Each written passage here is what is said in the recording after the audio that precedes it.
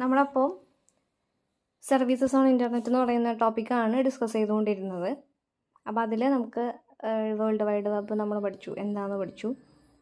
ഇനി നെക്സ്റ്റാണ് search engine. അപ്പോൾ search engine എന്താണെന്ന് നമുക്ക് ഡിസ്കസ് ചെയ്യാം.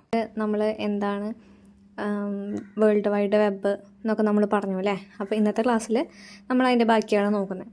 അപ്പോൾ ആദ്യത്തെയായിരുന്നു വേൾഡ് വൈഡ് വെബ്, രണ്ടാമത്തെ സെർച്ച് എഞ്ചിൻസ്. അപ്പോൾ സെർച്ച് എഞ്ചിൻസ് എന്ന് പറയുന്നത് ഇപ്പോൾ നമ്മൾ എന്തെങ്കിലും കാര്യം സെർച്ച് ചെയ്യുമ്പോൾ നമുക്ക് സെർച്ച് ചെയ്യേണ്ട കാര്യം എല്ലാതും അല്ലെങ്കിൽ അതിൻ്റെ URL മൊത്തം നമുക്ക് ടൈപ്പ് ചെയ്ത് കൊടുക്കേണ്ട കാര്യമുണ്ടോ? ഇല്ല. നമ്മൾ ജസ്റ്റ് 2-3 വേർഡ് അടിക്കുമ്പോഴേക്കും അല്ലെങ്കിൽ 1-2 ലെറ്റർ അടിക്കുമ്പോഴേക്കും നമുക്കിങ്ങനെ കുറേ സജഷൻസ് വരില്ലേ ലിസ്റ്റായിട്ട്. ഇപ്പോൾ ഒരു എക്സാമ്പിൾ പറയുകയാണെന്നുണ്ടെങ്കിൽ കേരള സിലബസ്, വെറുതെ ഒന്ന് കേരള സിലബസ് കമ്പ്യൂട്ടർ സയൻസ് അങ്ങനെ എന്തെങ്കിലും ഒന്ന് അടിക്കുമ്പോൾ തന്നെ കേരള സിലബസ് എന്ന് അടിക്കുമ്പോൾ തന്നെ കുറേ ഇങ്ങനെ താഴത്തേക്ക് വരും അല്ലേ, അതായിട്ട് റിലേറ്റഡ് ആയിട്ട്. അപ്പോൾ എന്താ ചെയ്യുന്ന സെർച്ച് എഞ്ചിൻ എന്ന് പറയുന്നത്, നമ്മൾ കൊടുക്കുന്ന കീവേഡിനെ എടുത്തിട്ട് അതുമായിട്ട് റിലേറ്റഡ് ആയിട്ടുള്ള എല്ലാ കാര്യങ്ങളും ഈ വേൾഡ് വൈഡ് വെബിൽ നിന്ന് വെബ് പേജ് രൂപത്തിലുള്ള എല്ലാ ഡാറ്റാസിനെയും നമുക്കിങ്ങനെ എടുത്ത് കാണിച്ചു തരികയാണ്. അപ്പോൾ അതിനെയാണ് സെർച്ച് എഞ്ചിൻ എന്ന് പറയുന്നത്. Internet search engine websites are special programs that are designed to help people to find information available in World Wide Web. അല്ലേ, നമുക്ക് വേൾഡ് വൈഡ് വെബിലുള്ള ഇൻഫോർമേഷനെ പെട്ടെന്ന് തന്നെ നമുക്ക് ഫൈൻഡ് ചെയ്യാന്നുള്ള രീതിക്ക് നമ്മളുടെ ഒരു സ്പെഷ്യൽ പ്രോഗ്രാമായിട്ടാണ് ഈ സെർച്ച് എഞ്ചിനെ നമ്മൾ പറയുന്നത്. പിന്നെ പറയുന്നത് search engine programs search documents available on world wide web for specified keywords and return a list of documents or web pages matching the keyword. Search engines എന്ന് പറയുന്ന ആ ഒരു പ്രോഗ്രാം എന്താ ചെയ്യുന്നത്, നമ്മൾ കൊടുക്കുന്ന കീവേഡിനെ ഡിപ്പെൻഡ് ചെയ്തിട്ട് അല്ലെങ്കിൽ കീവേഡിനെ എടുത്തിട്ട് ആ കീവേഡായിട്ട് റിലേറ്റഡ് ആയിട്ടുള്ള എല്ലാ ഡോക്യുമെൻറ്റുകളും അല്ലെങ്കിൽ വെബ് പേജുകളും വേൾഡ് വൈഡ് വെബിൽ നിന്ന് നമുക്ക് അവൈലബിൾ ആക്കി തരിക എന്നുള്ളതാണ് ഒരു സെർച്ച് എഞ്ചിൻ ചെയ്യുന്ന കാര്യം. അപ്പോൾ എന്താണ് സെർച്ച് എഞ്ചിൻ എന്ന് നിങ്ങൾക്ക് മനസ്സിലായിട്ടുണ്ടാവുമല്ലോ. ഇനി നെക്സ്റ്റ് സർവീസാണ് ഇമെയിൽ എന്ന് പറയുന്നത്. ഇമെയിൽ അറിയാത്തവരായിട്ട് ആരും ഉണ്ടാവില്ല അല്ലേ. എന്താണ് ഇമെയിൽ എന്ന് പറയുന്നത്? ഫുൾ ഫോം എന്ന് പറയുന്നത് ഇലക്ട്രോണിക് മെയിൽ, അങ്ങനെയാണ് അതിൻ്റെ ഫുൾ ഫോം വരുന്നത്. ഇനി നമുക്ക് എന്തെങ്കിലും ഒരു ഇൻഫോർമേഷനോ അല്ലെങ്കിൽ എന്തെങ്കിലും ഒരു ഡോക്യുമെൻറ്റോ എന്തെങ്കിലും നമുക്ക് അയക്കാനായിട്ട് ഒരു ഡിജിറ്റൽ ഫോർമാറ്റിൽ നമുക്ക് മെസ്സേജസിനെ അയക്കാൻ വേണ്ടിയിട്ടാണ് നമ്മൾ ഇമെയിൽസ് യൂസ് ചെയ്യുന്നത്. ഇവിടെ പറയുന്നുണ്ട്, email enables us to contact any person in the world in a matter of seconds അല്ലേ. വിത്തിൻ സെക്കൻഡ്സ് നമുക്ക് വേൾഡിലുള്ള ആർക്ക് വേണമെങ്കിലും അല്ലെങ്കിൽ ആരുമായിട്ടാണെങ്കിലും കമ്മ്യൂണിക്കേറ്റ് ചെയ്യാൻ വേണ്ടിയിട്ടാണ് ഇമെയിൽ നമ്മൾ യൂസ് ചെയ്യുന്നത്. Billions of email messages R send over the internet every day അല്ലേ. എന്താ പറയുക, എത്രയോ കണക്കിന് ഇമെയിലുകളാണ് ഒരു ദിവസം തന്നെ ഇൻ്റർനെറ്റ് വഴി എന്ത് ചെയ്യുന്നത്, സെൻഡ് ചെയ്യുന്നത് അല്ലെങ്കിൽ റിസീവ് ചെയ്യുന്നത് അല്ലേ. Electronic male or email is A method of exchanging digital messages between computers or internet. Internet വഴി കമ്പ്യൂട്ടറുകൾ തമ്മിൽ ഒരു ഡിജിറ്റൽ മെസ്സേജസിനെ എക്സ്ചേഞ്ച് ചെയ്യാൻ വേണ്ടിയിട്ടുള്ള ഒരു മെത്തേഡിനെയാണ് നമ്മൾ എന്ത് പറയുന്നത്, ഒരു ഇമെയിൽ എന്ന് പറയുന്നത് അല്ലെങ്കിൽ ഇലക്ട്രോണിക് മെയിൽ എന്ന് പറയുന്നത്. ഇനി ഒരു ഇമെയിൽ എങ്ങനെയാണെന്നൊക്കെ നിങ്ങൾക്കറിയാലോ.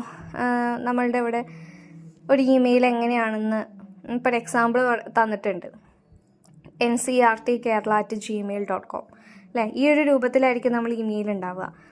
അതിൽ ഈ NCRT കേരള എന്ന് പറയുന്ന ആ ഒരു ഭാഗത്തിനെയാണ് യൂസർ നെയിം എന്ന് പറയുന്നത്. gmail.com എന്ന് പറയുന്ന ഭാഗത്തിനെയാണ് നമ്മൾ ഡൊമൈൻ നെയിം എന്ന് പറയുന്നത്. അപ്പോൾ ഈ യൂസർ നെയിമിനെയും ഡൊമൈൻ നെയിമിനെയും ഒരു @ എന്ന് പറയുന്ന ഒരു സിമ്പിൾ വെച്ചിട്ട് സെപ്പറേറ്റ് 2 പാർട്ടുകളാക്കിയിട്ട് സെപ്പറേറ്റ് ചെയ്ത് വെച്ചിട്ടുണ്ടായിരിക്കും. അപ്പോൾ ഈ ഒരു കോമ്പോനെയാണ് നമ്മൾ എന്ത് പറയുന്നത്, ഇമെയിൽ എന്ന് പറയുന്നത്. അപ്പോൾ ഇമെയിൽ മനസ്സിലായല്ലോ, എങ്ങനെയാണ് എന്താണ് അല്ലേ, എങ്ങനെയാണ് ഇമെയിലൊക്കെ എഴുതുന്നത് എന്നൊക്കെ നമുക്ക് മനസ്സിലായി. ഇനി ഇമെയിൽസിന് നമ്മൾ യൂസ് ചെയ്യുന്ന പ്രോട്ടോക്കോൾസ് എന്ന് പറയുന്നത് നമുക്ക് പോസ്റ്റ് ഓഫീസ് പ്രോട്ടോക്കോൾ പോപ്പ് എന്ന് പറയുന്ന ഒരു പ്രോട്ടോക്കോൾ ഉണ്ട്. അതുപോലെ തന്നെ internet message access protocol IMAP എന്ന് പറയുന്ന പ്രോട്ടോക്കോളും ഇമെയിൽ നമുക്ക് അയക്കാനൊക്കെ വേണ്ടിയിട്ട് യൂസ് ചെയ്യുന്ന പ്രോട്ടോക്കോൾസാണ്. ഇനി നമുക്ക് പഠിക്കാനുള്ളത്, ഒരു ഇമെയിൽ അയക്കുമ്പോൾ അല്ലെങ്കിൽ ഒരു ഇമെയിലിന് കുറച്ച് സെക്ഷൻസ് ഉണ്ട്. ഇപ്പോൾ നമുക്കറിയാം, ഇപ്പോൾ അയച്ചിട്ടുള്ളവരാണെങ്കിൽ അറിയാം, നമ്മൾ ആദ്യം തന്നെ എന്താ ചെയ്യുക, ആർക്കാണ് അല്ലേ. അപ്പോൾ ആളുടെ ഇമെയിൽ അഡ്രസ്സ് വയ്ക്കും, അപ്പോൾ ഇമെയിൽ കൊടുക്കും. പിന്നെ സബ്ജക്റ്റ് ആണെങ്കിൽ സബ്ജക്റ്റ് വയ്ക്കും, കണ്ടൻറ്റ് എഴുതും, സെൻഡ് കൊടുക്കും. സാധാരണ ഇങ്ങനെയാണ് നമ്മൾ ഇമെയിൽ അയക്കാറ്. അപ്പോൾ അതുകൂടാതെ കുറച്ചുകൂടെ കാര്യങ്ങൾ അതിൽ ഡീറ്റെയിൽ ആയിട്ട് നോക്കാനുണ്ട്. അപ്പോൾ എന്തൊക്കെയാണ് ഒരു ഇമെയിൽ ഇതേ കറക്റ്റ് എല്ലാ കാര്യങ്ങളും കൊടുത്തിട്ടുള്ളൊരു ഇമെയിൽ ഇവിടെ ഫിഗർ 12.11 കൊടുത്തിട്ടുണ്ട്. ഈ ഒരു രീതിക്കാണ് നമ്മൾ എല്ലാ കാര്യങ്ങളും ഇൻക്ലൂഡ് ചെയ്തിട്ടുള്ളൊരു ഇമെയിൽ വയ്ക്കുന്നത്. ഇനി ഇമെയിലിൻ്റെ സെക്ഷൻസ് എന്താണെന്ന് നോക്കാം. ആദ്യത്തെ സെക്ഷനാണ് 2 അല്ലേ. 2 എന്ന് പറയുന്നത് എന്താ? 2ൽ നമ്മൾ എന്താ വയ്ക്കുക? ആർക്കാണോ പ്രൈമറി ആയിട്ട് നമ്മൾ അയക്കുന്നത് ആളുടെ ഇമെയിൽ വയ്ക്കും അല്ലേ. അപ്പോൾ ആൾക്കായിരിക്കും അത് സെൻഡ് ആവുക. ഇനി CC എന്ന് പറയുന്നൊരു ഭാഗമുണ്ട്, കാർബൺ കോപ്പി. ഇനി സെക്കൻഡറി ആയിട്ട് ആർക്കെങ്കിലും ഇതേ ഇമെയിൽ കൊടുക്കണം എന്നുണ്ടെങ്കിൽ നമുക്ക് CCയിൽ ആ ആളുടെ ഇമെയിൽ വയ്ക്കാം. ഇനിയുണ്ട് BCC, blind carbon copy. Full forms പഠിച്ചു വയ്ക്കുക. CC എന്ന് പറയുന്നത് കാർബൺ കോപ്പി, BCC എന്ന് പറയുന്നത് blind carbon copy. Blind carbon copy എന്ന് പറയുന്നതോ മൂന്നാമതായിട്ട് ആർക്കെങ്കിലും നമുക്ക് ഈ ഇമെയിൽ അയക്കണം എന്നുണ്ടെങ്കിൽ അതായിട്ട് ഇമെയിൽ കൊടുക്കാൻ വേണ്ടിയിട്ടാണ് BCC എന്ന് പറയുന്ന ഭാഗമുള്ളത്. പിന്നെയുള്ളതാണ് സബ്ജക്റ്റ് എന്ന് പറയുന്നത്. സബ്ജക്റ്റ് എന്ന് പറയുന്നത് എന്താണോ ഈ ഇമെയിൽ കൊണ്ട് ഉദ്ദേശിക്കുന്നത്, എന്ത് വിഷയത്തിനെ സംബന്ധിച്ചുള്ള ഇമെയിലാണ്. ഇപ്പോൾ ജോബ് അപ്ലിക്കേഷന് വേണ്ടിയിട്ടുള്ളതാണെങ്കിൽ ജോബ് അപ്ലിക്കേഷൻ, അല്ലെങ്കിൽ ലീവിന് വേണ്ടിയിട്ടുള്ളതാണെങ്കിൽ ലീവ് റിക്വസ്റ്റ്, അങ്ങനെയൊക്കെ നമ്മൾ എന്തിനെ സംബന്ധിച്ചാണ് ഇമെയിൽ അയക്കുന്നതെന്ന് ഓപ്പോസിറ്റ് നിൽക്കുന്ന ആൾക്ക് അറിയണ്ടേ. അപ്പോൾ ഈ സബ്ജക്റ്റ് വായിക്കുമ്പോൾ അറിയാം ആൾക്ക് എന്തിനെ പറ്റിയിട്ടാണ് ഈ ഇമെയിൽ വന്നിട്ടുള്ളത്. അപ്പോൾ ആ സബ്ജക്റ്റ് കൊടുക്കാനാണ് സബ്ജക്റ്റ് എന്ന് പറയുന്ന ഒരു ഭാഗമുള്ളത്.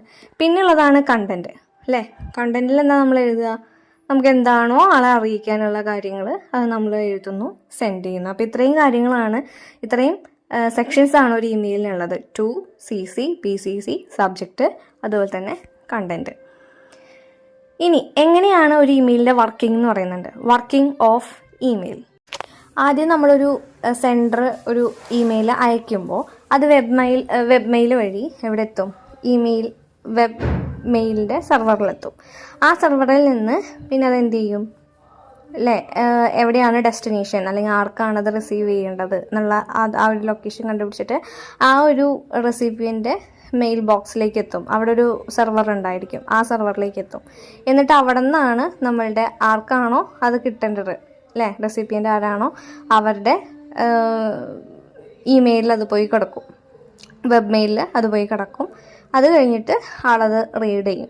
ഈ ഒരു രീതിക്കാണ് ഇമെയിൽ വർക്ക് ചെയ്യുന്നത്. ഇനി നെക്സ്റ്റ് അഡ്വാൻറ്റേജസ് പറയുന്നുണ്ട് ഒരു ഇമെയിലിനുള്ള അഡ്വാൻറ്റേജസ്.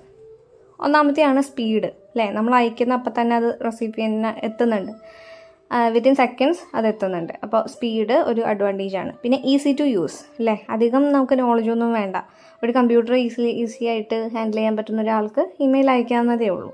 പിന്നെ അധികം കോംപ്ലിക്കേഷൻസ് ഒന്നുമില്ല. 2 എഴുതുക, സബ്ജക്റ്റ് എഴുതുക, കണ്ടൻറ്റ് എഴുതുക, സെൻഡ് കൊടുക്കുക അല്ലേ. വേറെ അറിയേണ്ട കാര്യങ്ങളൊന്നുമില്ല. അപ്പോൾ നമുക്ക് യൂസ് ചെയ്യാൻ എളുപ്പമാണ്.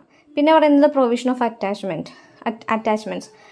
എന്താ അത്? നമുക്കിപ്പോൾ എന്തെങ്കിലും പിക്ചറോ ഫയലോ ഡോക്യുമെൻറ്റ്സോ അല്ലേ എന്തെങ്കിലും നമുക്ക് അറ്റാച്ച് ചെയ്ത് അയക്കാനായിട്ട് ഇമെയിലിൽ പറ്റുന്നുണ്ട്.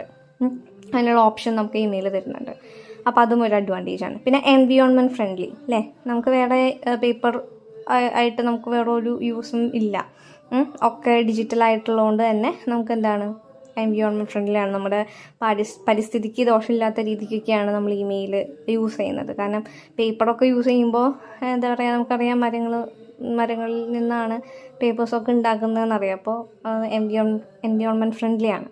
പിന്നെ പറയുന്നത് റിപ്ലൈ ടു എൻ ഇമെയിൽ. ഒരു ഇമെയിൽ അയക്കുമ്പോൾ അതിൻ്റെ ഒപ്പം തന്നെ നമുക്ക് റിപ്ലൈ അയക്കാൻ പറ്റും അല്ലേ. റിപ്ലൈ അതിൻ്റെ കൂടെ തന്നെ തിരിച്ചയക്കാനായിട്ടുള്ളൊരു ഓപ്ഷൻ ഉണ്ട്. പിന്നെ പറയുന്നത് കോസ്റ്റ് എഫക്റ്റീവാണ്, നമുക്കധികം ചിലവൊന്നുമില്ല. പിന്നെ അവൈലബിൾ എനിവർ എനി ടൈം, എപ്പോൾ വേണമെങ്കിലും നമുക്ക് അയക്കാം, എപ്പോൾ വേണമെങ്കിലും വായിക്കാം, അങ്ങനെയാണ്. അപ്പോൾ ഇത്രയാണ് ഒരു ഇമെയിലിൻ്റെ അഡ്വാൻറ്റേജസ് ആയിട്ട് പറയുന്നത്. പിന്നെ ഒരു ഇമെയിലിന് കുറച്ച് എന്താ പറയുക മിസ്യൂസ് ചെയ്യുന്ന കുറച്ച് കാര്യങ്ങളായിട്ട് ഇവിടെ പറയുന്നുണ്ട്. അതിലൊന്നാമത്തേന്ന് പറയുന്നത് ഇമെയിൽസ് മേ ക്യാരി വൈറസസ്. അതായത് ഇമെയിൽ നമുക്ക് അഡ്വാൻറ്റേജ് ഉള്ള പോലെ തന്നെ കുറച്ച് പോരായ്മകളൊക്കെ ഉണ്ട് ഇമെയിലിന്. അപ്പോൾ അതാണ് പറയുന്നത് ഇമെയിൽസ് മേ ക്യാരി വൈറസ്. ചിലപ്പോൾ നമുക്ക് വരുന്ന ഇമെയിലുകളിൽ വൈറസുകൾ ഉണ്ടാവാം, നമ്മളറിയാതെ അത് ഓപ്പൺ ചെയ്യുകയോ അതിലുള്ള ലിങ്കുകളൊക്കെ ക്ലിക്ക് ചെയ്യുകയൊക്കെ ചെയ്ത് കഴിഞ്ഞാൽ നമ്മുടെ കമ്പ്യൂട്ടറിലേക്ക് വൈറസുകൾ വരും. അപ്പോൾ അങ്ങനെ ഒരു കാര്യം ശ്രദ്ധിക്കേണ്ടതുണ്ട് ഇമെയിലൊക്കെ യൂസ് ചെയ്യുമ്പോൾ. പിന്നെ വരുന്നതാണ് ജങ്ക് മെയിൽസ്. ഇപ്പോൾ നമ്മൾ വായിക്കാതൊക്കെ കുറേ ഇമെയിലുകളൊക്കെ കിടക്കുന്നുണ്ടാവും. അപ്പോൾ അതൊക്കെ എല്ലാതും ചെക്ക് ചെയ്യലും ഡിലീറ്റ് ചെയ്യലൊക്കെ ചെയ്യുന്നത് ഭയങ്കര ടൈം കൺസ്യൂമിങ് ആണ്. ഒരുപാട് സമയമൊക്കെ വേണ്ടി വരും നമുക്കൊരു ഓരോ മെയിലുകളൊക്കെ ചെക്ക് ചെയ്ത് എല്ലാം ഡിലീറ്റ് ചെയ്തൊക്കെ കളയാനായിട്ട്. അത്യാവശ്യം സമയമെടുക്കുന്ന കാര്യമാണ് അതൊക്കെ. ഇത്രയാണ് ഇമെയിൽ എന്ന് പറയുന്ന ടോപ്പിക്കിൽ പറയാനുള്ളത്.